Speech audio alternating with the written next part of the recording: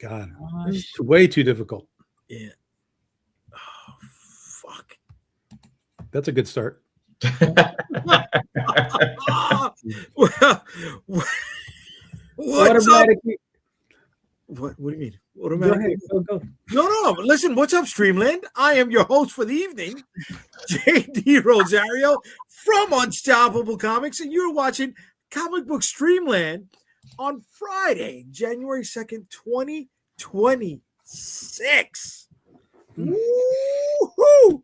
We are available on Facebook, YouTube, and on Instagram. So if you're watching us on Instagram, you want to join the chat, please join Comic Book Streamland on Facebook or on YouTube and hang out with us for tonight. Thank you. You gotta get that Twitch set up, man. I got it. Yeah, the Twitch. Does the Twitch get through here like Instagram does or no? Yeah, it's in the list. No, I mean because Instagram doesn't. You can't see the comments. Comments. Do the comments. Oh, I don't know. Does it? I don't know. We'll have a test. All right. What's up, fellas? I'm here joined for the. I'm joined for the evening. It's the worst I know. first show of the year ever. Dude, you know. It's only And for those that don't know, you probably won't see us again for 3 weeks because that's the way the show works. We're the most inconsistent comic book live stream in all of comicdom, right? How's the new year for you guys? There was a new year? There was a new year. Okay. No, If you say so. I was working. I was in the office. I was working. I was doing things. I didn't hear any fireworks, so did anything happen? You know, I didn't either. And normally they're popping them off out here, but I really didn't hear anything this year. Really Interesting. Caroline, you heard the fireworks when you believe him, didn't you? Did I? I mean, I was driving through Brooklyn, so it just could have been gunshots. So who knows? That is a possibility. Yes. You were driving to the best parts of Brooklyn. I know you had a great time over here. I mean, come on, bro. No, definitely had a great time at your place. But it was still Brooklyn. Don't knock it, baby. Don't knock it, baby. Bro, I spent a huge part of my youth in Brooklyn, so it's like best place in the whole world, right? Best place in the whole world. No, it's all right, but it's certainly not the best place in the whole world. Well, it wouldn't even rank on my top 100. So come on, bro, don't do that to me, man. Right. Come on, Brooklyn. Come on, man. Come on, man. All right, so everybody else had a very good New Year, if they were working or if they weren't working, or safe, sound, right, peaceful. Yes. Okay, good. All right, I want to thank everybody for joining DM. Ray, JayDee spent his youth in Brooklyn. He's 27 now. Way to be. He is not 27. I'll tell you that. So where are you live on Instagram? Jay Rosario, Jay the Unstoppable. It's not Unstoppable Comics. No, because I gotta have the business account with it. How the hell? No one no one's there because no one can find you. See, he's only I'm literally trying to find you right now, and I can't find you. Yeah, he's Unstoppable Comics, not Unstoppable Streaming. So Unstoppable Comics I found, but I can't find where you are. JayThe Unstoppable. Jay the Unstoppable. Yeah, I got it. There we go. Oh, I am following you there. I still don't see you live. Dude, it's telling me I'm live. It's telling me you're not. Someone I'm gone. I don't see anything here that tells me that you're live. I think the best laid plans, guys. The best laid plans. The Price is Right losing horn. Maybe that's why you get no comments from Instagram, because you're not live. No. But the Instagram comments they don't feed in regardless. Oh wait, is this video? Nope, that's not it either. Nope. All right, hold on a second. I'm doing it again. I'm doing it all over again, baby. All right. Larry said you're live. You see? We're live. I'm looking at your account. It doesn't say anything about live. All right, hold on a second. One more time. Is there a different place I have to go for live feeds? No, it says we're live, bro. No, not according to me. All right. Well, listen, we're here. We're hanging out. I want to thank everybody who's joined. Now David's telling me I'm not live. God damn. Yeah, now you're not live. You're not. Confirm. Stop using it. Throw it out. Yeah. All right. Instagram is done. There's no Instagram. There's no more Instagram with this, guys. I'm so sorry. I mean, it's supposed to be a simple thing. It really is. All these upgrades from StreamYard, you'd think they would have had the Instagram. Yeah, they have. This is true. They have been kind of. Oh, and did you see they have now, whoever bought StreamYard, I can't think of what they they have now merged with their sort of parent company now. Right. So there could be wonkiness happening. That's possible. Okay. That is possible. Well, Glenda says you're live. Yeah, but she's watching on YouTube. She's on YouTube. Yeah. YouTube, we're good. It's just Instagram that we're looking at. All right, so listen, we're all here. It's Friday night. We're talking about indie comic crossovers. I want to thank everybody who's joining us. All right, we're going to reset the whole thing, even though we're a few minutes in. That's how we get down, baby. That's how we get down. But thank you everybody who's joining us. All right, so indie comic crossovers, right? I can remember the Image Valiant deal. I can remember the War of the Independents. Yeah. Is there anything else you guys can think of off the top of your head?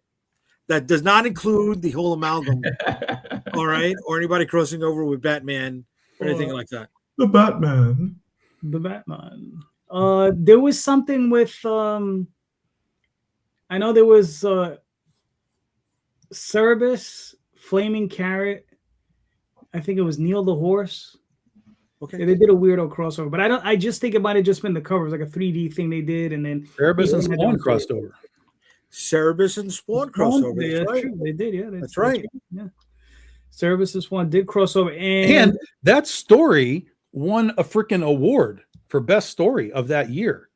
Really? I just read that because I'm reading the old Spawn stuff, right? And so that book got published in that book, and so I was reading it, but it also comes with stuff from what's the dude's name? Dave Sim. Dave Sim. He wrote about it, about how he was going back and forth with Todd about, you get to print it, I get to print it, we get to do this and that, and so on and so on. And he was talking about it, how he got lumped in with Alan Moore and Neil Gaiman and Frank Miller, because he went looking for these writers. And out of all of those stories and out of all of those guys that did that book, Dave Sims was the one that got the award for the story. So probably because Dave was the only one that took it seriously. I think that Moore? No. Who did Gaiman, sorry. Did Angela. I think that Gaiman did a decent job with the Angela world building. And what I didn't realize is he actually came back for another issue. He came back for issue he wrote, I don't know. Or I thought it was 2 or something to do some more of it. Yeah.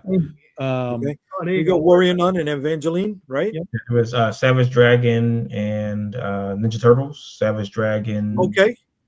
What was it? It did something else. Usagi Yojimbo and the Turtles.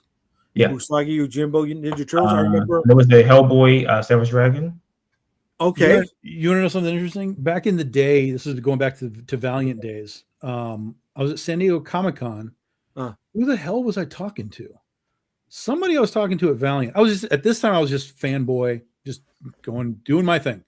And I was talking to somebody at Valiant. They were talking about Turok, and they were talking about crossing him over with other stuff. And I was like, dude, you know what you need to do is you need to go and pitch to Dark Horse and do a Turok Godzilla crossover. That would be fucking amazing. And for those that don't know, it's Turok Dinosaur Hunter. This is what he does. I was like, that would be freaking great. And the guy kind of looked at me like I had something, and he was like, oh. But then his brain immediately flipped, and he was like, well, but what we're really trying to do is do Turok versus Jurassic Park. That was their big goal, was we want to run Turok into the Jurassic Park realm. And I was like, that's all right too. I guess that makes sense. But it doesn't, I think it would be far more interesting to me as a fan to have Godzilla being this dinosaur versus just he's chasing a bunch of dinosaurs. Who cares? We do that in your book anyway, dude. So make it a little more different, and it would be great. And then now you could do with Invincible, right? He's got the big bad guy called Dinosaurus, the big red dinosaur, who wears a cape. You could have Turok versus Dinosaurus. That would be amazing. I would love that. Oh, look at you! You're just giving away. You're giving away free. I'm giving it away, Robert. I'm giving it away. Yeah, I'm sure he's watching right now. Of course he is. No, and I remember what Valeria the She-Bat, Vampirella, right? When well, Vampirella crossed over with everybody, man. I mean, she was everywhere. Shadowhawk. She even did a Wetworks crossover. The Wolves Pertasio Wetworks. So yeah, Vampirella has literally been like everywhere. Yeah. Okay. So it happens. Does it always pay off? I guess is the question I should be asking. I would say the answer is probably no, but I think most of the time it does its job in the moment, right? Because the fans get excited about that stuff. It's like, in that moment, like, oh yeah. But then, kind of over time, most of those stories don't have enough meat to them to kind of be like, let me come back and read that again. Like they're fun, right? But they don't necessarily always have like heavy, like, oh, this was a great story. It was, here you go. Tomb Raider and Witchblade and there you go. All that, they crossed over, right? Now, the interesting thing about that is that because Tomb Raider was a licensed character, those books will not be reprinted ever again. Oh, wow. Because the license says, they would have to get the license again to reprint them. So you'd have to go find you'd have to go find the original issues, which you can, they're out there. Or I think they did do some trade paperbacks, but again, all of that stuff's out of print because they don't do that Tomb Raider anymore. So the Grifter She book wasn't bad. That's pretty good. Oh, she did a bunch. I'm not tearing them all down. I'm not saying like these are all shit. Yeah. But most of the time, when you get these sort of crossovers, they're just sort of there to be kind of money makers for the moment. Like, hey, let's just do something so that both of our brands get a little pop, and then and then we move on with our lives. Your separate ways. Yeah. I mean, but that was the overwhelming problem with Deathmate, right? Is that it could have been a big, huge thing, but because certain people were months and years late on what they were supposed to be doing, that it kind of faltered from there. Like there was no way to keep the momentum going because people didn't do their parts for 6 months to a year. Yeah. So did they go into it without a plan to capitalize on it when it was over? Well, it didn't matter what plan they had because they couldn't get the books out on time. So again, you come in with the momentum, like, oh my God, this is going to be great. And then people are just like, well, where's the book? And where's the book? And where's the book? And then when it finally came out, they're like, well, we don't care anymore. Doesn't matter. It was a done deal by then. I mean, and the stories in the books weren't that good anyway for them to not be that late. I mean, it was a hype train. It was exactly. The first appearance of Gen 13, right? Is like Deathmate Black, and like that's in dollar bins. Yeah, right. It's like, I'm looking at this, right? The Indie Creators Universe card set. I thought this was going to be like the next big thing, right? I thought we were going to get some stories out of this, but this is it. This is the only time we ever saw 99% of these characters. I have to be honest with you. I remember seeing that, and I remember laughing back then because I knew it was bullshit. Right. Well, because Image had already come out. These guys are just all a bunch of people jumping on a bandwagon. Right. Or at least thinking they're going to. But when you brought it out and showed it, what was it, a few months ago? So I was like, yeah, I want one of those. Yeah. So we got this in the cheap. I think I paid like $15, $20. What I thought was cool. Well, first of all, it was promoted as like the first appearance of these characters. Right. Which it is in a card form, but no one really cares. The only way that would matter is if somebody actually made their card and then made something out of those characters, which to my knowledge, I don't think more than a handful of them did anything with those characters. There are a few in there that became comic book characters, but very, very few. But what I always liked about that set was just the design concept. Like just people are coming in to design. Right. I was like, okay, what does this guy got? Show me this design of this hero or alien or whatever you're going to do. And so that's what I liked about it. It did have some good art in it, had some good artists in it. And I liked the design quality of it. So it's a cool obscure little set. And I would bet also if you ever pop that open, you put the set together, if there's something in there that you were like, I like this, you could probably contact that creator and be like, do you want to like put it in a comic? Like if I was like, hey, I got Critter, do you want to put your superhero in Critter? Remember that thing you made a trading card of? Yeah. They'd probably be like, yeah, let's do something. There's one that stood out for me, one of the premium cards. Joe Johnson did this character Intrepid, and I even remember seeing the original art going for sale. I'm like, oh, I want that original art. You know, when it was a couple $100, now it's like a couple. Intrepid, is that the dude with the wings? Yeah. He had, didn't he have like a Rocketeer mask, sort of, and then he had like wings, and he was like white and blue or something. No, like red and white. Red and white. Okay, yeah. It stood out to me, dude. You know, the Kuberts did stuff, but they never capitalized on it. Bart Sears did stuff in it. Joe Quesada did stuff in it. Joe Mad did stuff in it. Oh, I didn't remember Joe Mad. That's cool. Yeah, listen, it's a really unique, very high art set. Oh, so definitely. It's cool. Look, I mean, they got Neil Adams right on the cover, right? With Nighthawk. Yeah. From Continuity, and I don't know how many issues that book. I don't even remember seeing that book in the stands. What book is that? I don't think Nighthawk had a book. I think he was just in the universe. I don't think Nighthawk had a book. I think at least one issue came out. Really? I'd have to look, but I'm pretty sure at least one came out. You know, so it's so much of it though. Like I'm constantly finding those things at Dollar Business. I'm like, oh, they had American Flag in here, right?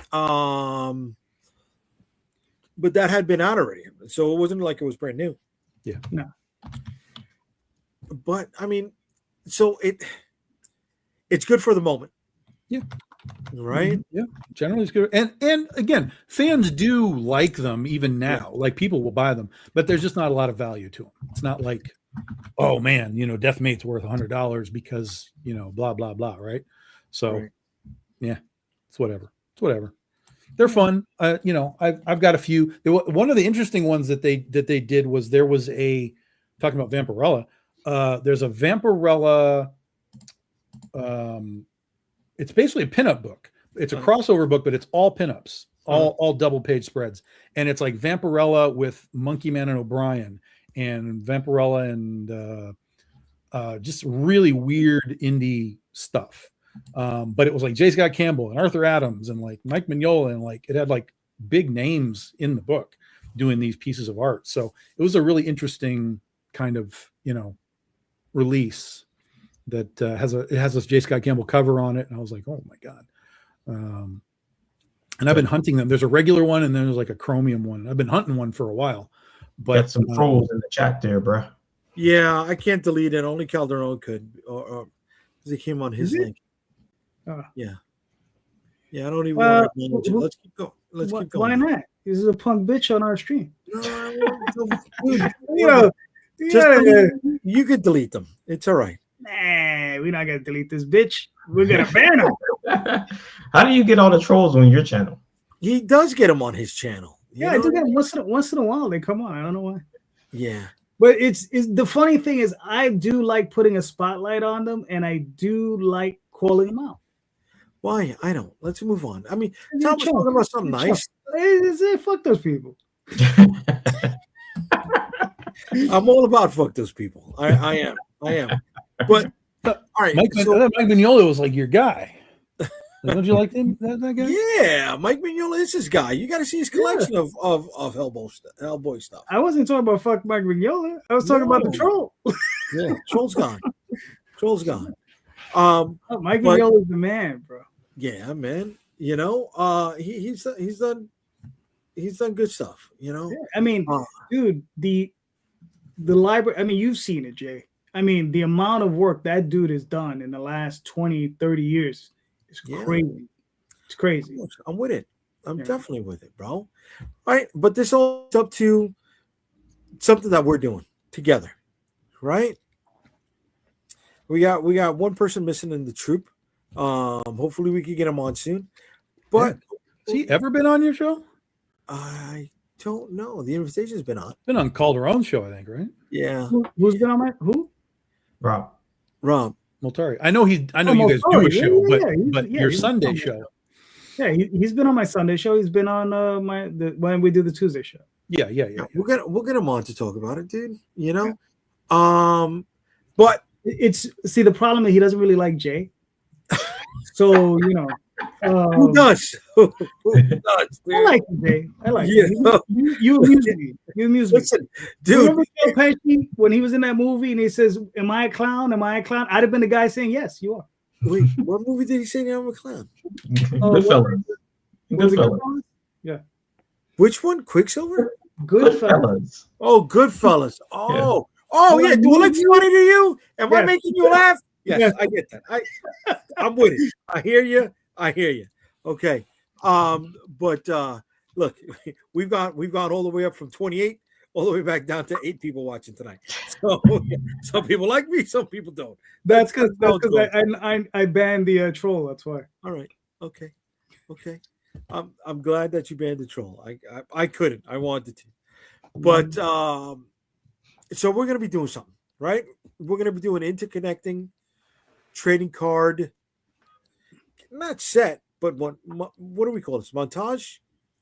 It's a montage, a 9-card set. Well, it's a 9-card set of each character, each individual of whatever characters get put on the front.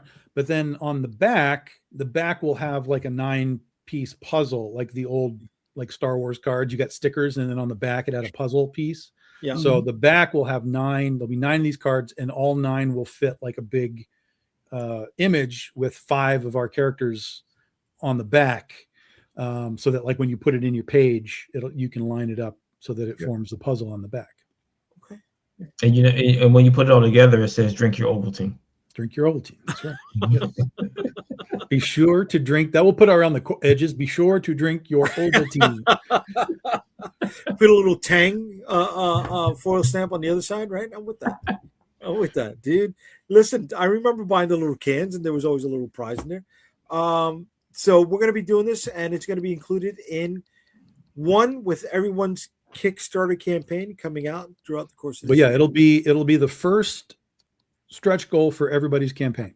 There you go. It'll be very easy to unlock and get your stretch goal. Yeah. And it's starting with Tom's campaign, which launches on the 20. Oh, there you go. There's a little shiny example. Yeah. Okay. Well, it's in the bag, so. Okay. Yes, but it'll be a 9-piece puzzle, guys. 9-piece puzzle. Yeah. So we'll launch in Oz on the 24th of this month. It'll run 3 weeks. The card will be the first stretch goal that you'll get, and then I don't know who's going to be next, but throughout the year there will be 9 of these across all 5 of us, because I'm doing a bunch of campaigns. Calderon's doing a bunch of campaigns, so we'll figure out who's going to do like 1 or 2 cards, through the thing. But there will be 9 total throughout the thing, and then each one of them will have a piece of the back, which is art that's being done right now. So we might have a little teaser for you soon. Yeah, boy. I can't wait, guys. I'm excited. And if this goes well, right? If there's no snags, no speed bumps, let's see what else we'll do after that, guys. Yeah. Got to get that momentum. Got to build that momentum. So should we go into this with a follow-up plan, whether we execute it or not? What do you mean a follow-up as far as what? I don't know. That's the question I have. Right? How do we prepare to capitalize on it so it's not just in the moment? Well, because it's going to happen like throughout the year, you kind of have to let it run its course through the year, so that Calderon's fans are getting my card, and Marvin's fans are getting JD's card, and you got to hopefully they want the collection and they get them all, and then once they get them all, then then they have an awareness, clearly because they back the campaigns anyway. They now have an awareness of all of these characters, and hopefully they've read the books, and hopefully that they like them.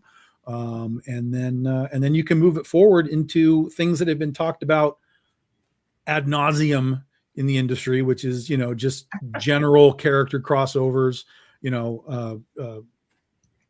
Some guys already Critter and Oswald have a crossover or whatever. So there's ways to do it where you can then take that little moment of awareness of like, oh, now I know what Critter is. Now I know what Oswald is. And then you can move it into that kind of stuff potentially, which, in 10 years would all be in the dollar bins, as we've seen from, all the Marvel and Top Cow are in the dollar bins and, all that kind of stuff. Let me tell you, I have found Neil Gaiman and Alan Moore and Warren Ellis and Bill Willingham and many, many others within the dollar bin. Yeah. So that's good company. Here's a question for you. Yeah. You're going through the dollar bins, having a good time. There's your book. Yeah. Just a random book. Okay. Yeah. One of mine. Okay. Do you buy it and get it out of there? Every time.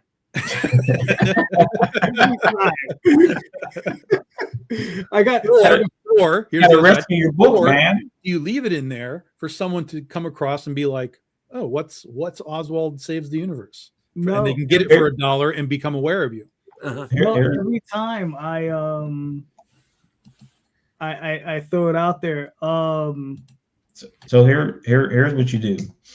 You buy it for $1. You walk up to the checkout. You tell the person at checkout, put this in the next person's bag for free. Do you sign it? Yeah. There you go. That doesn't suck. That does not suck. I'll tell you, for me, I do buy the books when I see them, but only if they're either a specific cover or if I know, like, well, that's the first appearance of that character or whatever. Like then I'll grab them. Otherwise, I do leave that stuff in there because I want somebody to stumble across it and be like, okay. There was a guy at a con in Lansing that I did last year, and I was just going through his stuff. He had stuff up on the wall, and he had an old Eric Basilidua cover that he did for Penny for Your Soul for me. And it was signed by Eric, and I was looking at it like, oh, that's kind of cool. And so I looked at him. I was like, you want another signature on that book? He was like, who? I was like, me. He was like, who are you? I was like, I write that book. I was like, oh, no shit. I was like, yeah. I was like, so I signed the book for him, and he put it back up there and, lowered the price because I had signed it. So it knocked at least 10% off. That's right. Yeah. It was $50, but now it's probably like 35, I used to make that joke all the time when I would sign a book, right? I'd be like, oh, Larry, my name on the book with the values. That's what I always ask fans at the thing. I don't ask them, do you want me to sign it? Like they'll often ask me, can you sign this for me? Yes. Yeah. But if they don't ask, I won't ask them if they want me to sign it. I always say, so would you like me to deface this for you? And they laugh and they're like, yeah, go ahead, sign it. So I asked them, do you want me to dirty that up for you? Oh, nice.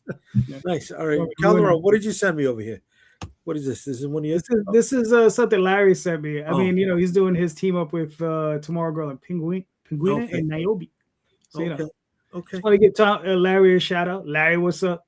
Okay, what's up, Larry? All right, cool. It looks like a lot of fun. I'm probably gonna pick that up. All right. That's what Ben's company, right? AP. Antarctic Press. AP. All right.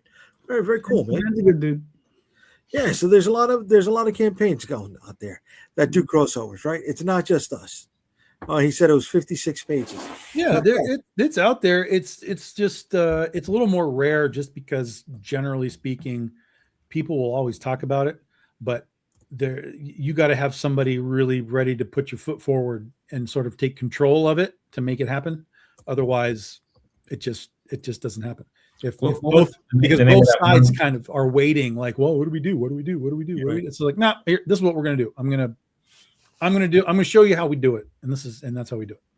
Okay. There was that one publisher. Was it Tidal Wave? Was there 10th Muse that did a bunch of indie crossovers too? Oh, that was the one that had what's your name, Sable on the cover, right? Yeah. And was it that Marv Wolfman was writing those? I think so. Oh, really? Yeah, I think he was writing those. 10th Muse, I think, was his. Yeah, 10th Muse that chick bounced around a lot. She did a lot of stuff. 10th Muse. Okay. And here we go. Ben was also doing a crossover with High School and Service with Dave Sim. Okay. All right. I thought Dave Sim wasn't making any more books. Well, he's not, but he'll participate in certain things. Yeah, God. And he just did, like we talked about the Spawn crossover. He just did a reprinting of that. I don't know, a year or two ago, where he printed the whole thing in black and white. I missed it. I was so pissed off. Oh, really? Yeah, I missed that one. Yeah, that was part of his deal. Was okay. You can print this, Todd, but I get to print it too in my way. And he always hated the color, so he was like, "Yeah, we're gonna do this black and white." Yeah. Different cover. Yeah, he did some sort of a new cover, I think. He might have done the regular one black and white as well, which doesn't make any sense because it's the color. Like, it doesn't make any sense. Mm-hmm. But he might have printed that black and white too. But I'm 90% sure he did a new cover too. Yeah, he doesn't draw a lot because his hand is so messed up. Like, he can draw, like he said, like a page would take him like a week to do when he was doing like a page or two a day. You know what I mean? Or it might take him like 2 weeks to do a cover. Right. Because he could only work for, I think, like an hour at a time. So, yeah. Damn, that's too much time on the board, man. I mean, dude, he did 300 issues. And then if you ever see the book that he did, The Mysterious Death of Alex Raymond, I think that's it. Dude, his technique, like, because what he was doing was like, if you see the old cartoonists like Alex Raymond and Hal Foster and all those guys, and if you were to actually look at their artwork and see the techniques they were using, incredible, beautiful work. The inking was immaculate, right? But everybody had their own different techniques, and what he was doing was he was replicating their techniques in that book, and he was experimenting and showing, like, they would do things like rolling the nibs on the brushes and stuff. Incredible stuff. I mean, you see it, you like as an artist, like, you just have a whole new level of respect for Dave Sim for the fact that he's able to, like, replicate that stuff, or he was able to replicate that stuff. Well, yeah, and let's clarify here for a second, really quick too. There are plenty of books that have reached the 300 mark. Mm-hmm. Dave Sim made 300 issues. Right. Todd McFarlane did not make 300 Spawn issues. Do you know what I mean? Right. So he was. But Eric Larson did. Eric Larson, I don't think he got to 300 yet, did he? I know he's close. He's almost there. He's like 280 or something. He's almost there. Oh, he's almost there. Okay. Yeah. Fred Perry has. Fred Perry, there's another one. Yes. Yeah, Fred Perry has it. That's Gold Digger. 300 Gold Digger issues. So yeah, there's very few people that did that kind of. You were talking about that the other night. Longevity. Mm-hmm. What's funny is I mean, Stan Sakai, like Usagi Ojimbo's not, like numerically numbered, right? Because he breaks it up. But it wouldn't surprise me if he had 300 issues at this point. He's probably close. He's probably close. Yeah. So what about Sergio Agronis with Gru? It was all over the place also, right? I think he made it to 180, 190. I mean, he made it long. I mean, it was long. Yeah, it's another situation where it's like, if you accumulate all the Gru, right, he might be close. Yeah. If you accumulate all the Usagi, But the point is that what do we got? 5 guys on this list. It's a very small list of people that did all of them, for their runs, whether they were miniseries or whatever. But it's crazy. Yeah, it's crazy. Bill Willingham, Jay's favorite, got 150 issues of Fables. So did it really go that long? Wow. Yeah, it ran 150 issues. He did a bunch of specials. He wrote a novel. He did a bunch of stuff on it. And then there was 50 issues of Jack of Fables. Well, but Willingham didn't draw it, did he? No.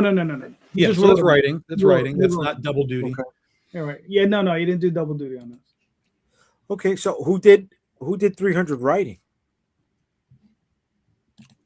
Plenty of people have done 300 writing, but not necessarily for a series, because most of those, like if it's the X-Men, right, you get replaced just naturally over time for those books.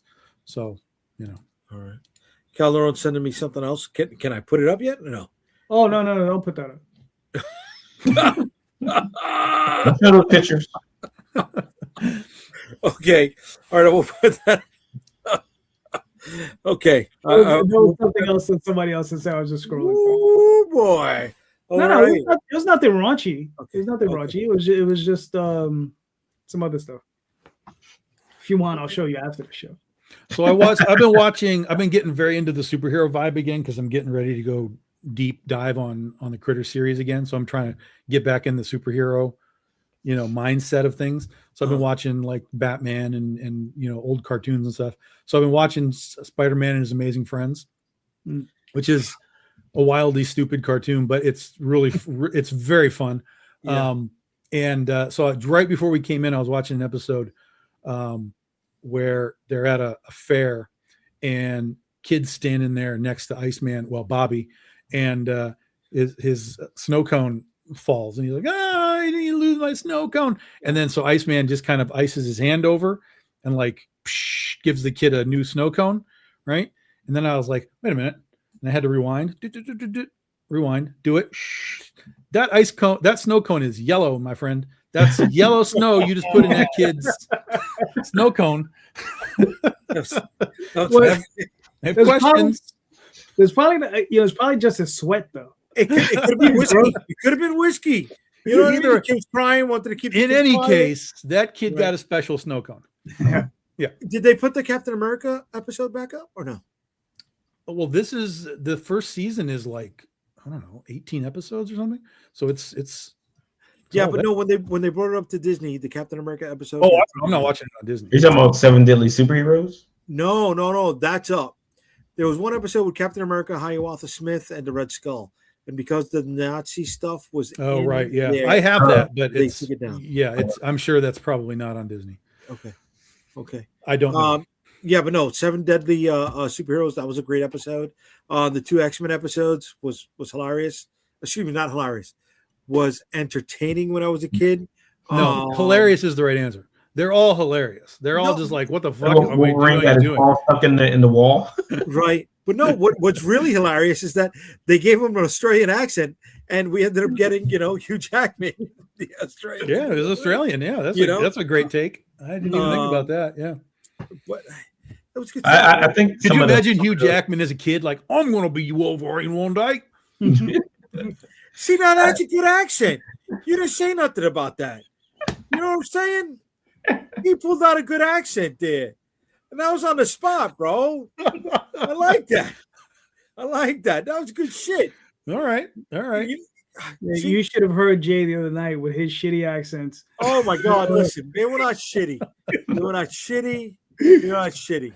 I spanned the entire European continent, and I was ready to go to Japan before you guys cut me off. But so you were going to be even more racist, is what you're saying? No, I wasn't being racist. Come on, man. Oh my God. I was trying to do an accent. Did you say when they were doing the Airbender, right? And did you hear what you just said? Oh, you was trying, failing terribly, failing miserably, but you were definitely trying. Here we go, Mr. Tom. What's up, brother? How we doing? How's everything going, brother? Oh, that's Marvin. All right, I'm used to Marvin not being here and being on the chat, and then Marvin chimes in. Way to go! Thanks, bud. Thanks. But listen, before we move on, I just want to show somebody who's not doing a crossover, and he's got less than 50 minutes left on his campaign. That's true, right? He hasn't gone 300 issues yet. He's got too big of an ego to do a crossover with us. Oh, wow! I don't need you. I don't need you all. That's not true. That's not true. What the hell's going on right now? My computer's freezing. Trying to load Instagram again. I think so, dude. That's the problem. So it wasn't Instagram at all. It was my system. All right. Shit, I can't do anything. You can just share. You can share from what I put up there. Yeah, no. I got no access to my control panel right now, bro. I got the loading circle. You might have to back out and come back in. Yeah, get out. Get back out. Yeah, get back out, bro. What do I look like backing out of my own show? Come on, bro. You've done it before.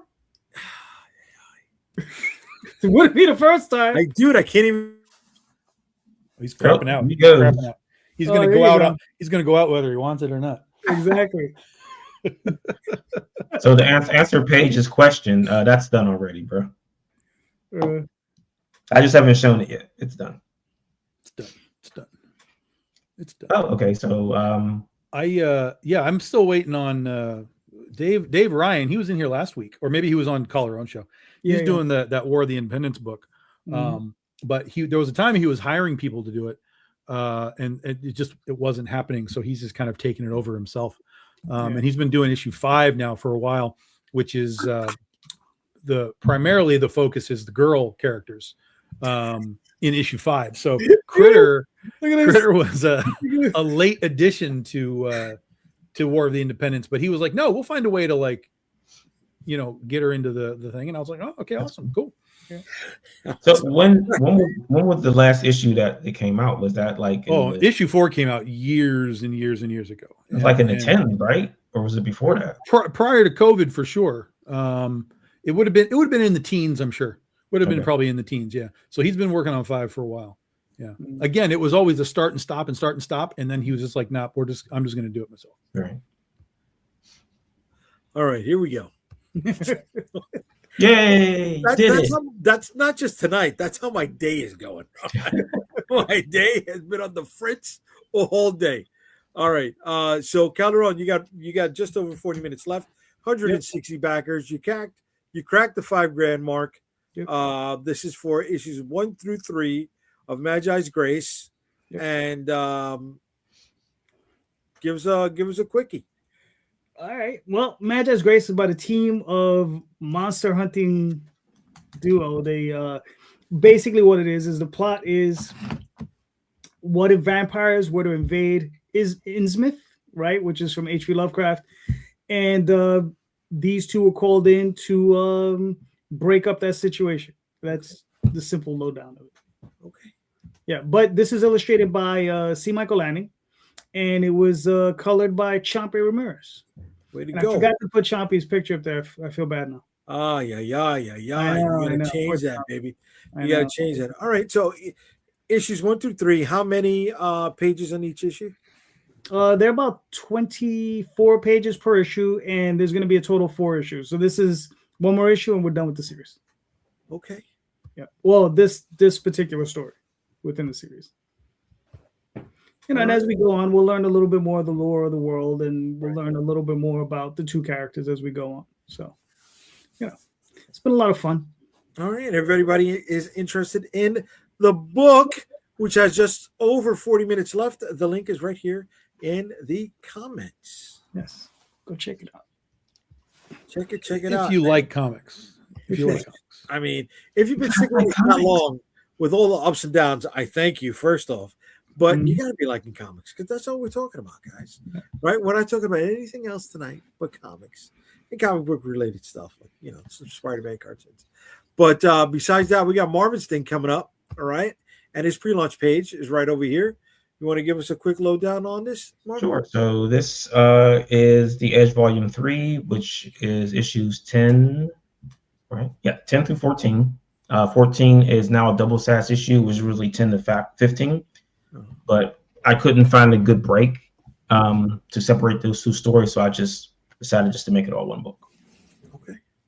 So we have our original group from the first issue of the Edge, God's Thunder, wants to eliminate anyone who has enhanced abilities. So how do you get someone who has enhanced abilities? You send someone with enhanced abilities against them. Way to be. So this is where Kyrad, this huge gentleman with the hammer, comes in. Okay. And when are you going to launch this, brother? This should be launching in March. Okay. And this is how many pages? So 5 issues, like 120 pages or so. Nice. So when your part of the card turnaround comes out, is that going to be involved with this? Yes. Way to be, baby. I would say I should be second on the list after Tom. Okay. Unless you guys have something. I think somebody's probably got a February something going on. I was looking at a February launch. Okay. So I'll be 3rd or 4th, depending on what JD's doing. I also have a February launch. Well, there you go. I thought you said you had the January launch. What are you talking about? I have a late January launch. Okay. Yes. Yeah. And I have a February launch. Which one is going to be part of the set? It's gonna be the late January launch. There you go. So you gotta do that, bro. You know what? I'm not gonna share any of those Don Papas with you. Okay, buddy? All right. Here we go. Enjoy them, man. Enjoy them. I am. Thank you. We got John. What's up, John? All right. Then we got now he's coming out number 5 on Valentine's Day. All right. Nice. Yeah. So I think it's okay. Did we share them with Glenda? She had one while I was at work. Yes. Okay. Cool. Yes. You think I'm not going to share anything with my wife? Come on. I was just asking. What am I like? You might have been standing there going like, "Listen, Glenn, don't even try these. They're terrible." Or you're in the background. I could have done that. Oh. That's good. That's good Foley artist stuff right there. All right. What did you add here? Oh yeah, no, that's my background stuff. Okay. All right. It's funny. I thought you had What's up? I thought you had put up your screen. Oh, I did. No, that was the one I shared. Yeah, but I used my screen. Why you confuse me tonight, bro? I think you see I'm having troubles already. I think you came in that way. No, I didn't come in. I think you came in confused for sure. I have no idea what's going on. Today is one hell of a day now, I gotta say. One of those days? Yeah, it's one of those days, guys. It's one of those days. But it is what it is, right? We're here. I'm hanging out with the guys. We're talking comics. We're talking about the comics that we're doing. We're cracking in the new year, right? And I'm not drinking. I think that's another problem, right? I didn't have any libation tonight. Yeah, you need that for the focus. Dude, I need it. I need it just to decompress from the day. I'm just and I had a salad. That's wrong. What's wrong with that? Put a little chicken in it. You got a that's a nice meal. I know, just salad. That's what I'm saying. Put a little chicken in it. Oh, you put a little chicken in it. Put protein in it. Yeah. Okay. Maybe. Oh, you didn't put steak in it. I had enough protein all of 2025. Let me have just greens right now. No, I think you've had enough pasta. No. Yeah. And bread. Yeah. And rice. No, dude. This was only the second time I ever made rice in my life. Okay. But listen, I mean 2025 was carb heavy. Yeah, there you go. 2025 was super carb heavy. Trust me. I'm aware of it. I'm aware of it. Look at this face. Yeah, bro. You know what I'm saying? We got to get back into fighting shape. We got to get back into conform. You know what I mean? You can't get into conform in 2 weeks, right? I have a con in 3 weeks already. Way to be, baby. Jesus. Yeah. Way to be. Where's it going to be? It's in Monroe, right below Detroit. It's called the Michigan Oddities and something else. Oddities and Horror Festival. Okay. So yeah, we're gonna be down there. Monroeville. Not Monroeville. Monroe. Okay. Monroe is in Pittsburgh. Yeah, that's Pittsburgh. Right. Yeah. Right. That's the one. That's what I used to go to Pittsburgh Comic-Con. Yeah. Yes. Yes. Yeah. You know, I never did a show in Pittsburgh. Well, Pittsburgh Comic-Con, when it was around, was a good show. Well, hold on. It was a good show every other year. So I would always have like one good show, and then the following year would suck for some reason. Like literally, I remember we came in, we parked the car, loaded the place up, and we showed up like 2 hours late for whatever reason. But you could roll a bowling ball down the aisles. There was just no one in them. Really? That's how it was when they did Wizard World Pittsburgh. It was empty. Oh yeah, that I believe. But the Wizard World shows were so meh. It's not even funny. Those shows. Yeah, Wizard World was. Whether was it Philly? Yeah. Boston. Well, as soon as like the real publishers and artists and everybody stopped going to those shows, and it was just, and not to rag on locals, but just to fill it up with local people. Like there's no draw, you know what I mean, to come to those things unless you're just a heavy comic book fan. And that's why they started coming out and bringing all these Walking Dead people and all these movie stars, and that's why the whole model shifted. Is they couldn't draw these comic book names anymore. I mean, they did. Remember, Jay, were you around for the one they did on the pier on I think it was a 57th Street, like 12th Avenue? Yes, right. I did not go to that. I went to that. I vended it that way. That was a good show. Really? Yeah, we did. Yeah. It was hilarious. Like they were like, I remember like at the front, the fire marshal would come in. They had to like stop letting people in, right? And I guess they walked him around for an hour and then he left, and they started letting people back in because the place was packed. Like it was packed. You see, I stayed away from that because I went to WCW when they had their wrestling event on the same pier, and it was it was open. It was raining. No, this was inside. It was inside. It was in the pier. But there was like this warehouse structure. I don't know. But it was in. Trust me, it was indoors. I would not do a show outside. Okay. Are you guys aware of this website, fancons.com? Nope. No. Yes.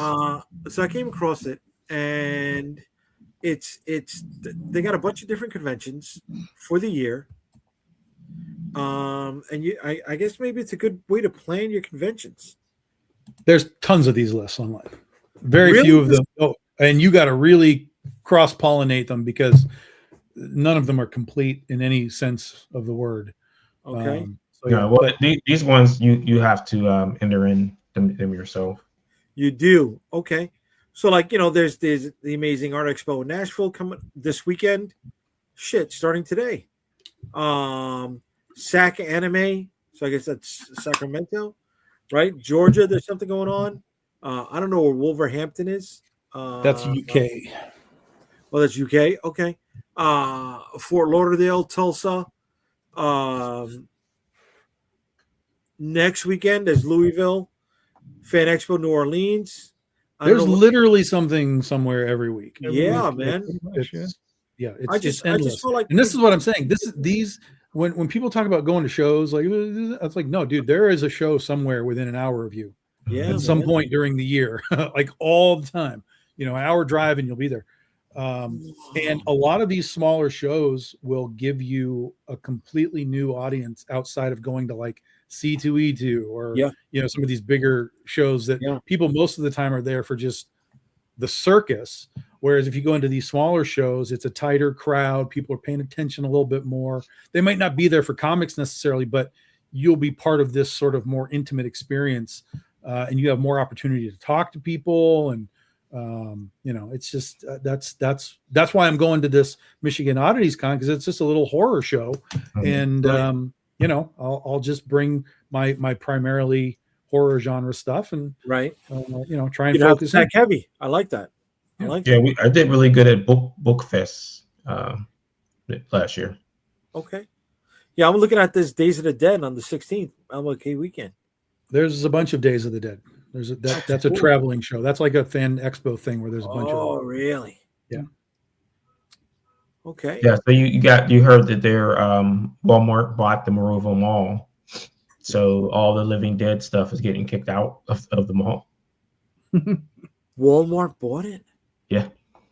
Oh wow, dude. Wait a second, the Monroeville Mall? Yeah. Where they shot it. Yeah. So are they just gonna make it a giant Walmart? They haven't said what they're going to do with it yet, but they're just going to get gutted. When? Probably this year. Oh man. Was there anything in there?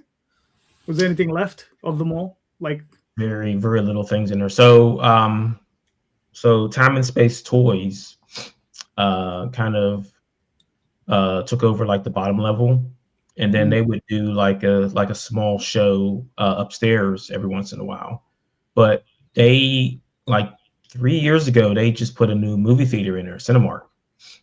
And that was probably what was keeping that mall open, because it's dead. Like when we would do Steel City, we go over there, it'd be empty, like pretty much empty in that mall. How would you not turn that into a movie monument, run tours, let people take like an amusement park, essentially, use whatever you need to use as your tour. And then the rest of it, you can actually open shops, that are all related to that kind of thing. You could have turned that into a literal amusement park movie / destination. Yeah. Yep. Yeah. I mean, I don't see how you can't. It's not a an artifact for the city. Right. Yeah. But Yeah. Historical thing. They don't care. Like you've got the Living Dead Museum in there, and it has all of the memorabilia from like the Living Dead movies and everything like that. Yeah. But I think one of the worst things about it is that, to me, I think that both or anybody who worked on that movie that's still alive should be invited to the con every year for free. Like, you just get a table and they show up if they want to. Still got to make money, but I mean, you could do things, and you can have the theater that's hooked up to that mall, being indie release theater, right? You have things playing around the clock. It doesn't have to just be zombie stuff. Oh, it's Cinemark though, man. They're selling it. They're going to be but if you're going to buy it, it's your space. At that point, you can do whatever you want. Yeah, that's what I was wondering, is that, are they going to keep the movie theater there and cut around it? And then right. I don't know. So they haven't released their plans for it yet, but yeah, it's a Walmart property now. I'm going to send a proposal to Walmart. Hey guys, this is what you should do. Yeah, but the problem is that, like, they've kind of like murdered that Monroeville area, period. So you got the mall closing, Toys R Us is gone.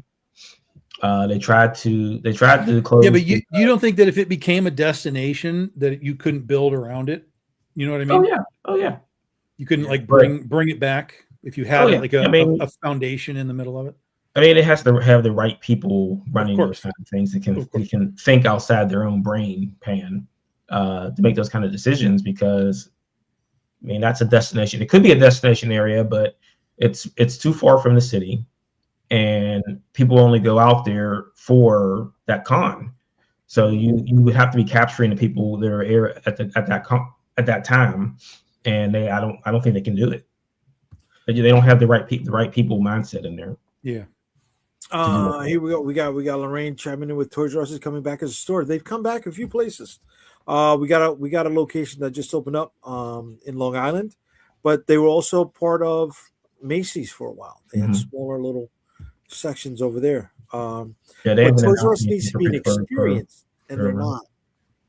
So, but here's the funny thing about it, is that every time a building closes in Pittsburgh, there's only two things that they put there: apartments or a bank. That's it. Those are your options. Really? Well, yeah, but because one, it's apartments, right? And then they go borrow from the bank, right, to pay for the apartment. So that's why they're kind of feeding on each other. Yeah. Like I haven't been out like into the north for a while, and there used to be a Sam's Club out North Hills, and it closed, and then we were out there, and I'm like, are those apartments up there now? There's apartments. They closed the Sam's. We got a spot like that in Brooklyn called City of Industry. Yeah, that's actually where the Captain America statue is right now. And it's 9 different buildings, and they were industrial buildings where floors 3 through 9 to 12, whatever it is, have become lofts, right? Apartments. And the first 2 or 3 floors is just restaurants and stores. That's actually where St. Mark's comic shop that was in the Village for over 30 something years ended up moving to when they got gentrified out of the area. Yeah.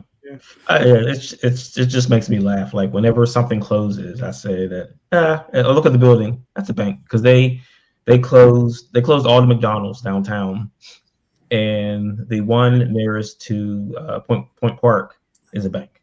They turned a McDonald's into a bank. I've never seen a McDonald's close down. Yeah, they closed. Well, there's no fast food downtown at all anymore. So McDonald's, Burger King. Wait, downtown Pittsburgh? Yeah, all closed. All of them went out of business. Yeah. COVID. Well, McDonald's is barely even a burger place anymore. But did you ever watch The Founder? Yeah, the movie The Founder. That's what it is. People talk about how McDonald's went from being like this fun place to like this, cafeteria design of stuff. You have to understand that that's McDonald's. They're a land, their property. That's right. All they are. So if something goes south with that particular property, they can close it, and that building has more value because it doesn't have to be restructured Yeah. You know, they don't have to tear it all down in order for the new people to come in and do it. That's why all of these restaurants really are modifying themselves to be these just ridiculous square buildings so that if something goes wrong, they can just sell the building and it's very easy. Well, where I used to live at on the west side of the city, they had the Wendy's, and it was there on Friday, and the whole building was gone Saturday. So all they did like cut torn it down. Yeah, they cut it. No, they cut it in half and then picked it up and just drove it off. What the fuck? Yeah. Yep. And I wish I would have saw it because I would have liked to have video of that. They said that they just sliced it in half, pulled up the foundation, and that was it. Gone. We had that happen in the city. Do you remember that, Calderon? When they moved the ANC Theater? 42nd Street? 42nd Street. So on 42nd and 11th, there used to be an old-time vaudeville theater. I don't want to say all the greats, but if they were in black and white, right, and they came over with Abbott and Costello or anything around that time period, they performed at that vaudeville theater. So when AMC opened up in Times Square, they lifted up the front of that building. And they moved it over. Moved it half a block. Manhattan blocks. No, they moved it down the block. It was on 11th. It wasn't on 9th. No, it was down the block. They moved it like 4 or 5 building structures down. It's still on the same block. Yeah. Sure, bro. I could have swore it was over on 11th with a FedEx building. Thing called Google. All right, I'm going to Google. No. Let's roll this fucking back. Because when I Googled the goddamn alligator, you guys busted my fucking balls and you don't want to believe it. So I'm not going to believe that you only found it moved half of a fucking block. When I knew it was different. Well, it's more like half an avenue, but yeah. When I Google it. The good news is when they put a new building there at Wendy's, it wasn't a bank or apartments. It was a car wash. Nice. And 3 buildings away from it is another car wash. So yeah, people move into the apartment, they get a loan for the car has to get washed. It's the circle of life. There's no garage. You think they'd build a garage, but no, because they own the gas, the washing machine too. They own all of that stuff. All that stuff is owned by the same people. It's a circle. Yeah. All right. Well, what we own. And they're all out of Cleveland for some reason. They're all out of Cleveland. Wow. I didn't know Pittsburgh was getting chopped up like that. I'm sorry, man. Wow. Nobody in the city owns anything. Everything's owned by like companies in like Cleveland and Chicago and Atlanta. Wow. So how far is King of Prussia from you? 6 hours. Oh shit. 6 hours. Yeah, 6 hours going east. Yeah. Coming my way. I think that's closer to Philly than Pittsburgh. Yeah. Really? Okay, because ZoloCon is coming in a few weeks. Yeah, I saw that one, and I thought about him. Like, yeah, that's too far. Too far to travel. Okay. Yeah, like King of Prussia, isn't that right outside of Philly? I'm not aware. I'm not about. Yeah, I mean it's probably 6 hours away. Hour or so. Right. Probably because we're 2 hours from Philly, but I know we're about 8 hours from Pittsburgh. Yeah, the restaurant gives you the food poisoning. The ER makes sure that you're dead, and then they ship you off to the funeral home. It's all circle of life, my friends. That's it. We got to get that going for comics. We got to get that going, dude. We got to bring that circle of life into here. You know what I mean? That's what we got to do, baby. Shit, man, that's crazy. What does it cost to own a printing press? That's where it all starts. Wasn't there a story like maybe 7-8 years ago where they were talking about putting printing machines in like Barnes and Nobles, and they would have no books on the shelves. And whenever you wanted to buy a book, you had to print it. At the Barnes and Nobles, all right. So we have, I think, the largest Barnes and Nobles in the country. I'm not sure. The one on 14th Street, Jay. Okay. You know what I'm talking about? Yeah, I know the one you're talking about. I don't know if it's the largest. I don't know if it's the largest, but the sucker's huge. Yeah. But it's like what, 6 floors? Yeah. 4 floors, something like that. So on the top floor for the longest time, they had one of those machines. So it was a digital press. It was a large digital press, but it was also a binder. It would do everything. But it's not there anymore. So this goes to show you how long it lasted. That's wildly pointless. I was looking at I did want to buy one. There was a Ryko, but they didn't want to sell it. They wanted to lease it, and I didn't want to lease it. I wanted to buy it. Well, just imagine, like, all you have to put out on the shelf is the cover of the book, like the cover and the back cover. And then if you say, I don't want to buy it, then they go upstairs and print a copy and bring it to you. Right. Well, because most of the publishers wouldn't go for it, because since it's digital, the cost per book on like just a regular book, right, is probably like $12 to print it. Right. And then they got their markup, and then the publisher will get whatever they get. But a publisher, they print, a regular book is costing like 50 cents. Yeah. You know what I mean? So the markup, is ridiculous. Yeah. Yeah. Union Square. Yeah. Yeah. I saw a story that they're open, more Barnes and Nobles is opening more stores after they. Yeah. They're coming up. Yeah. Yeah. The guy from Britain really turned the company around. So. Oh, really? Yeah, it was the CEO is some British dude. Like, he turned over some other British bookstore chain. Okay. And I don't know if they bought Barnes and Nobles or how they merged, but he's the one that turned it over. Because what it is, before, Jay, you worked in retail. I don't know how many guys you worked in retail, but if you're in some retail chain, like one store, they'll say, okay, everybody's going to do this. And this is the sale thing we're doing in all the stores all across the country. What he did is he empowered his managers to say, customize your store to your area. Mm-hmm. Oh, right? nice. So you just learn your area, learn what they want, learn what they need, and customize your store to it, whatever it is.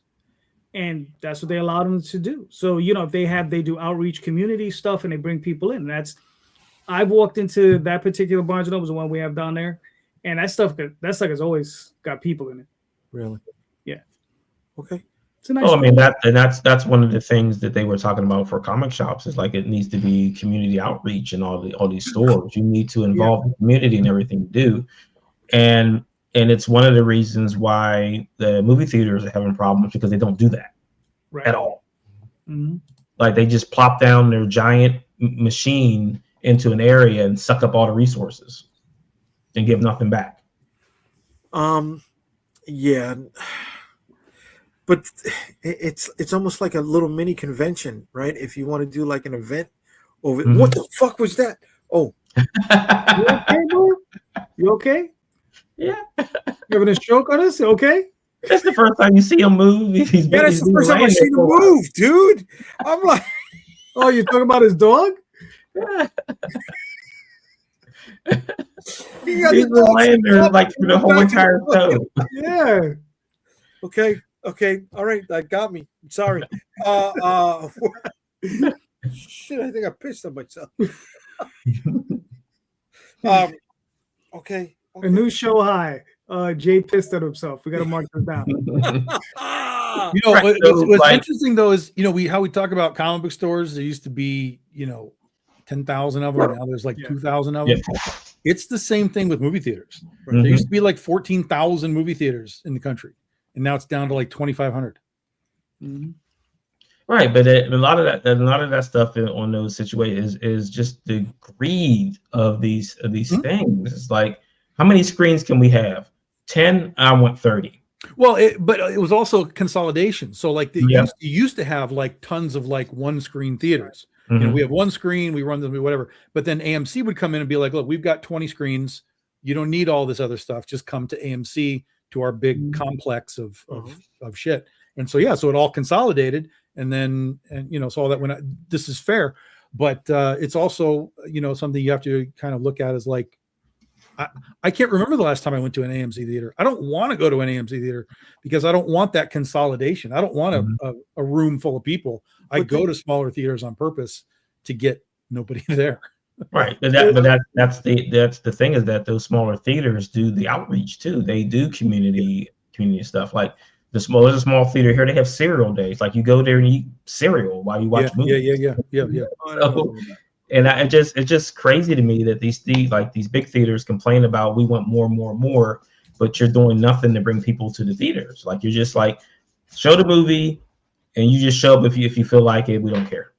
Yeah, but you got the bigger studios that they're playing the variant cover game to the extent where they're putting out. as many different releases of a movie that they can and taking up as many screens in one theater, right? You got your IMAX version, you got your 3D version, you got your 3D Pro Sound version, you got your regular version, right? You got your 4D version. You got your 4D version, right? That's 5 different theaters, right, in one facility. Why the hell do I want to go to your theater if you're only playing a movie that I don't want to see at all on any one of the screens? Yeah, I mean, one of the few things I like about the bigger theaters, because they do this on, like, we have 2 giant ones on 42nd Street in the city. I have the one over here in Astoria where I think they have like 16 screens. I'm not even sure, but they got a lot of screens. But what they do is they'll show smaller indie movies during the week. Okay. And they'll, you know what I mean? Like, I forgot the name of the company. Like, they'll do, like, they have like a Miyazaki film. Like, every month they have a different one up on the screen. So if you want to see it in the theater. Fan something? Yeah, it's fan something. Yeah. Yeah, I know the one. And they put out other like weird release cartoons from other. So from what other they do is they rent the screen. Yeah. For X amount of days or showings or whatever the case is, and they make a big event and they charge premium ticket prices. For that event. Yeah, that's like the Fathom events stuff. There you go. That's what I'm talking about. Fathom events. You know, it's the 40th anniversary of Poltergeist, and they'll go, you know, pump it out for a weekend. But that's where you're going to run into a problem. Like, you can't just going down people to death with these things that no one cares about anymore, really. And then you're competing with the mountain of other things that people have going on. And so you're losing because you can't create community around your product. Right. But is it Fathom Events that's going to be doing the Star Wars original release? Possibly. I'd go to see that. Possibly, but it could just be a general release from Disney doing it. I mean, that would be my guess, is that they're just going to do it themselves. Like, it's an original distribution print that was found. Yeah, I think they're going to do that more than one day. I don't think they're just going to do that one day. Yeah, no, it'll be like sort of like special edition when that came out. It'll be out for a minute. Because special edition, I can't watch it, dude. I can't. That whole Jabba sequence. It's tough. That's tough. It's just like, come on, man. That was not. But I got a hint for you, Jay. What? There's a little thing on your remote with these little arrows. And you're done. You got one too? But you don't even have to do this anymore. You just go skip. That's true. You'll just skip the whole scene. That's true. Yeah. I know. Oh, yeah. Or you just go take a leak or refill your soda or whatever, and then by the time you get back, Boba Fett will look at you. And then you're done. I like it. That's right. You know, I'm a fan of Tamora Morrison, but he's just, he's all over Star Wars right now. You know, I mean, well, he's not in that. That's not him in that. No, his voice is all over. Oh, the voice. Yeah, they changed the voice. Yeah, man. You know what I mean? Give me Sebastian Shaw. It's definitely weird. Weird.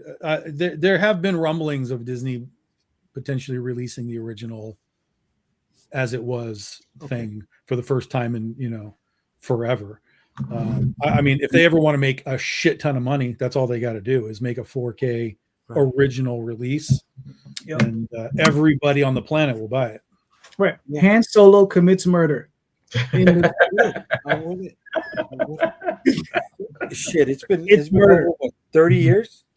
Yeah. Right? It was 96, 97 that the special editions? It's self-defense, JD. It's stand your ground. No. Greedo, no, well, he did he had the gun on him, did he? He had the gun on him, yeah. He put a gun at him, so that is true. Yeah. No, but he had the gun already set up under the table. Nope. That was in his holster, and he just put his leg up and pulled it out slow. Yeah.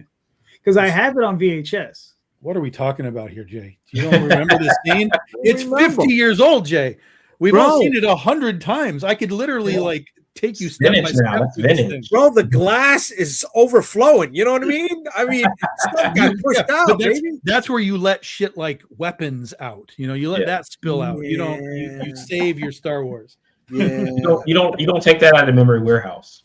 Yeah. No, I know. You know what? I don't go to the archive. I remember the moments. I like the moments, right? The moments are there. Here we go. Jose should still have it on reel to reel. That's fucked up, dude. But no, her dad used to get that stuff reel to reel. Yeah. Excuse me. Yeah. Back in the day before VHS and all of that around, you could get the reel. Yeah. Now you chime in, William. William, waiting for you all night. Waiting for you all fucking night. Now you chime in. You know, come on, bro. No. Wait, what do you mean pre-James Earl Jones voice? James Earl Jones always did. Yeah, there's no pre. No, there's no pre. Did. I mean, there is when you watch them film it and you can hear David Prowse talking, but that was never on the screen. Did you guys ever watch the stuff? I don't know if it's still on YouTube. Somebody compiled like his own documentary, and he found like radio promo clips with Sir Alec Guinness promoting the movie. He found like that bar scene where he cut up the walrus guy and the pig face guy. Like the walrus guy had his head chopped off. They all got fucked up. That sounds like George Lucas was having some intrusive thought problems on that. He was going for it, bro. Movie, bro. He was going for it, bro. And this guy found all of that stuff, but I can't find the fucking video anymore on YouTube, man. And it went for like an hour and change, bro. Disney probably sacked that, man. Yeah, man. They probably got on a copyright strike hard. Damn, man. I've never seen that again, right? I can't even find the stills. And he did it for. I know he did it for Star Wars. I know he did it for Empire. It's just AI. It's just AI. It's not AI. It's just AI. That's the problem we have now. We don't know if it's AI or not anymore. It's AI. Bro. If you don't know, it's AI. We know. Some of us know Star Wars, Jay. Some of us know Star Wars. And I ain't never seen that shit. I never heard hiding her hair of that shit. No way. No, this was pre-AI. I swear to you, bro. This was pre-AI, bro. 100% Can't be pre-AI because we're in the Matrix right now. What are you talking about? Sure. Everything has been AI since Jesus. Mm-hmm. What? We live in the Matrix. I think we're in the Matrix, man. What? We're in the Matrix. Wake up.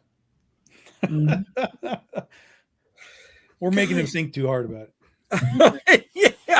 Yeah. I hope I didn't chase William away. Did you take the blue pill this morning, Jay? Which pill? I took the fucking blue fucking pill, bro. I took the fucking blue pill, bro. You know, I was Joey Pants. Put me back in. You drank the blue milk? Is that what happened? You drank the blue milk, not the red milk? You know, I drank the blue milk over there. It didn't taste that good.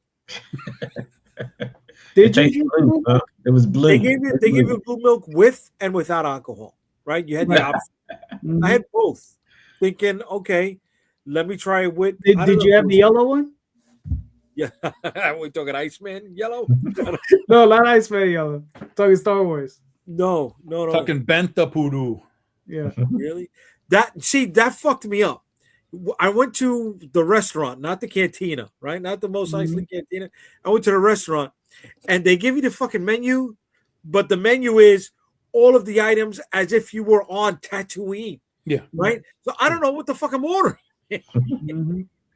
Right. You don't speak Huttese? What's wrong with you? What kind of Star Wars fan are you right now? So I got the stuff back, right? And it was like a flatbread taco on both of them, and one was a fucking foot long, and one was like chicken. And I'm like, okay. So Jay goes to Tatooine and orders chicken wings. That's what I just got. I wish. That's what I just got out of that. They told me I would have wanted the fucking chicken wings. Chicken tenders. Chicken fingers. How do I get the chicken fingers? The menu, right? Even for the drinks was like instead of a tequila sunrise, it was two suns over Tatooine. I'm like, what the fuck is this? Can I just get a goddamn Snapple? All the phones, you got Google on your phone. Just take a picture; it'll tell you exactly what it is. Google Translate Star Wars languages. I like that. That didn't happen. That didn't happen. That didn't happen. That's a shirt right there. That didn't happen. That's a shirt. I can sell that shirt. That didn't happen. Okay, done. So, see, we're making fucking business here, guys. We're gonna mass produce that didn't happen T-shirts. I love it. Yeah, no, but I liked Star Wars Land, whatever you want to call it, right? What was it called? Star Wars Land, right? I don't know. I've never been. Since it's been built, I have not been to any of that Star Wars. The Florida one, it was pretty cool, man. None of it. No, I had a good time. I was vaguely interested when it first happened, but I was like, there will be 8 million people there to do that, and I was like, every day. I'm not going to have. I'm not going to touch that. So, but from what I understand, it is really. Yeah, from what I understand, it's really cooled down and it's back. It's more or less normal Disneyland now. Okay, you know, like it's because it's been there for like 10 years now, right? No. So it's 6 million people instead of 8 million. Right, 6 million people. Right. Yeah. How long? It's got to have been there for almost 10 years. When was it built? They started probably 10 years ago, but it wasn't. No, there's been people posting shit that they're standing in front of the Millennium Falcon for years. I've been married for 4 years. Yeah. Right. In February, we went for a honeymoon. Yeah. And it was open at least a year before that. So 5 years. So that's 5 years for sure. That's 2019. There you go. 2019. Okay. So, Right, so 7 years. So 7 years. Going on 7 years. Yeah. Yeah. Okay. And I went on a Tuesday when people were still at work and in school, and it was still 2 hours to get on the Millennium Falcon. And then I found out the single rider entry point, and I said, I'll do that part. Daphne and I went 1 year to get on, what is it, Rise of the Resistance? That was we got up at 5 a.m. We were on property and we walked from our property because there was no buses or nothing. We walked about 1.5 miles to get to that damn park because they're all connected if you walk on the property. And we got there and we got on, and I don't think we were able to get on the ride till 11 a.m. Yeah. God damn. And it's crazy because you have to get on your phone. Oh, you had to book it. Yeah. And it's like the lottery thing. You got to book it like as soon as it opens up. You're like, bam. And then that was crazy, man. I mean, the ride is fun. It was not that much fun, but the ride was fun. But there's 2 different paths also. Yes. There's I think there's more than 2 though. I'm not sure. I think I got on it twice. Right, there's 2. There's you go either under the AT-AT or you go and you face the AT-AT and you swerve around it. Yeah, I don't remember, to be honest with you. I got on it. It was cool. It was cool. Yeah. Just getting off of the train the thing that's hijacked, and you're on the fucking Star Destroyer and all those stormtroopers are there. Yeah. That is an experience. That's cool. You know? Yeah, that was fun. And the immersion where the people just get to talk to you like shit. Oh yeah. Because they boss everybody around. Did you? Because you guys have lived in New York your whole life, right? Yes. I lived in Virginia for. Oh, so East Coast. East Coast. Yeah. So you guys never got to go to Universal Studios for Battlestar Galactica? No. When the tram ride ran through Battlestar Galactica? No. You're talking about Universal Studios on the West Coast? On the West Coast, yeah. Original Universal, yeah. I've been out there. Back in the day. Yeah. That's back in the That's because we went out there, we did the Indiana Jones ride. And Daphne and I went during a period. I mean, this was like in the 90s, I think. And dude, like I remember like the parks were really empty for some reason. I don't know why. We went like off, it was like off season. And we walked through the damn like queue. It took us like 20 minutes to get to the ride. And we were just walking straight. I was like, I could imagine. Yeah, you have to walk through the park to get to the tram. Yeah. For Battlestar Galactica, really? No, that's part of the tram. That's part of the tram tour. No. This was for Indiana Jones. Oh. Yeah. Like the queue and that's in the back too. Yes. Yeah, the queue was a massive walk. Yeah. But and then the queue itself is an hour long. Yeah. Well, yeah, if you're waiting for, I don't even want to think what it was like. It's waiting. So I did Anaheim. I did Disney out there in '97, I think. Where all they had was the R2D2 Star Wars ride, the C-3PO. Yeah. That's it. Yeah. That's it. So Battlestar came in, and it was the first part of the tram ride when it was built in.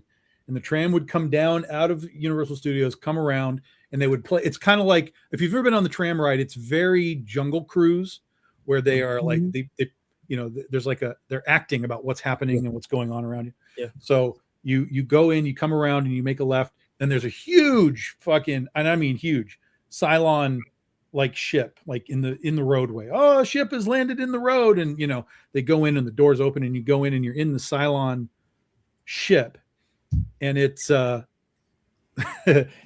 so as you're cruising down on the right hand side, it's like a base star with all the Cylons and up there and stuff, and on the other side it's all dark, but it's basically playing out the scene from the movie where they're on the Ovion planet at the end. So as you're going, the Imperious leader's up there, and he's like, "Oh, we got the humans and blah blah blah," and then like the lights come on, and like all the Ovions and like the stuff eating the people are like over here, like, and there's all these aliens, and then a Starbuck guy comes running in with his like gun, and he starts shooting at like all the Cylons, like, get out of here, I'll hold them off. And what's funny is when he shoots the Cylon, right? Because they're all like Cylon, like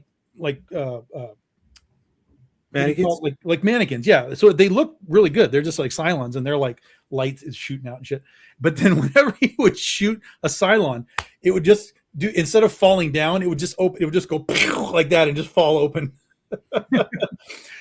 And so they would just start falling open, and then they would drive us out, and they'd be like, "Oh my God, we survived the Cylon base star," and then you were on to the rest of the thing. And then that was torn down many years later to put in the Back to the Future 3D ride on top of it. So it's long gone. I did the Back to the Future in Orlando. I did the Back to the Future, the E.T., the King Kong. Yep. I'm like, oh, okay. Yeah, I was at the original King Kong before it burned down. So I was glad I got to see that. That was really cool. Like that was when it was still the robot mannequin thing that was like gigantic, and it burned down. And so now they've rebuilt it, but now instead of actually the mannequin, it's just high def screens. And so you just see a big screen of, you know, what's going on. So it's not the same at all. That sucks. Yeah. Although the backlot tram ride through that is actually pretty cool. It is. It is fun. The one in California. If you like movies, it's fun to see. Well, because I don't know, it was the last time you've been on it, but the last time I went on it was like 2019, just before COVID. Like you go on it, it's like a 45-minute. Oh, he just froze out. Yeah. See, it's not just me tonight. It's not me. One thing, the tram, I always liked the tram ride, and I haven't been on it since like probably the 80s, maybe the 90s, at some point in the 90s. So I don't remember a lot of the differences, but back in like the 80s, the tram was so long, the tram ride, that there was a break in the middle, and you would go down to this place called the Prop Plaza, and it would drop you off, and you could have lunch, and you know there's restaurants and you can eat there. But Prop Plaza is filled with stuff that's from the movies, right? So they had like foam rocks that were like gigantic rocks. You could be like the Bionic Man and like huck, you know, foam rocks around. They had cars that were weighted, so you could lift them, and they would lift because the weight would shift. They had like a prison where the bars were rubber, so you could like, you know, bend them like that. So it was a really fun thing. And then I remember doing that as a kid. And then when I came back many years later, that had been cut out of the thing. So I was like, motherfucker, like that's what I want. I want to go back to Prop Plaza and monkey around. Yeah, because the ride is like 45 minutes. It's a ride, yeah. Yeah. All right. And so you're West Coast. What was the stand-in for Wally World? Magic Mountain. Six Flags Magic Mountain. Oh, okay. Yeah. That I can't think of what it was called, but that roller coaster where they do the loop-de-loop, it's in the far back of Magic Mountain. It's one of the back end rides. Yeah. Magic Mountain. Okay. All right, guys, listen. We did an hour and a half tonight. I want to thank you for joining us. I want to thank everybody. We're not going to stay on to midnight? Negative. New year, new structure of the show. Exactly. Instagram's never happening again. So I want to thank everybody who hung out with us on Facebook and on YouTube. Thank you for giving us your time. We had fun. Thank you for the chats. And here we go. Dan, thanks for chiming in at the end, brother. All right. Good evening, fellas. Happy freaking Friday and Happy New Year to you, Dan. Before we get out of here, Tom, let everybody know where they can find you, brother. BigDogInc.com. Get your books. and we're on Facebook and all the socials, so you can find me or find the company. And we launched The Legend of Oz Wicked West January 24th. Nice. January 24th. Calderon, where they can find you, bro? Facebook, Twitter, Instagram, YouTube this Sunday night with these two fine gentlemen. Sometimes Marvin. Sometimes. You can't. You don't want to. We got to set up another retailer interview. You don't want Marvin to be on there? Which one? You know, like I never said that. Well, you said you didn't say these two fine gentlemen. You didn't say Marvin's a fine gentleman. Marvin isn't. I do see. Listen, Marvin's so special. He gets to do a whole show with me by himself. Shut up. Okay. All right. Yeah. See, I stand corrected.